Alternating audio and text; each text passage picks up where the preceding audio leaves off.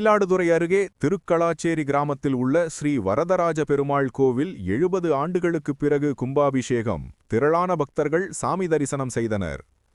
மயிலாடுதுறை மாவட்டம் தரங்கம்பாடி தாலுகா திருக்கலாச்சேரி கிராமத்தில் இந்து சமய அறநிலையத்துறை சொந்தமான ஸ்ரீ வரதராஜ பெருமாள் கோவில் உள்ளது. பெருமாள் வேண்டுவோருக்கு வேண்டும் வரம் தரும் எம்பெருமானார் விளங்குகிறார். இக்கோயில் கடந்த 70 ஆண்டுகளுக்கு முன்பு கும்பாபிஷேகம் நடைபெற்றது.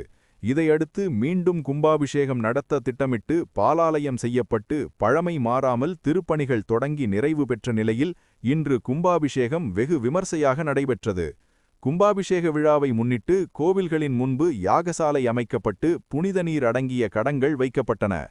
கடந்த 18ஆம் தேதி ஹோமத்துடன் தொடங்கி முதல் கால யாகசாலை பூஜைகள் தொடங்கி இன்று 3வது கால யாகசாலை பூஜை நிறைவுற்று பூர்ணாகுதி செய்யப்பட்டு மகாதீபாராதனை காண்பிக்கப்பட்டு மேலதாள வாத்தியங்கள் முழங்க பட்டாச்சாரியர்கள் புனித நீர் அடங்கிய கடங்களை தலையில் சுமந்து கோவில்களை சுற்றி வலம் வந்து கோபுர கும்பத்தை அடைந்தனர்.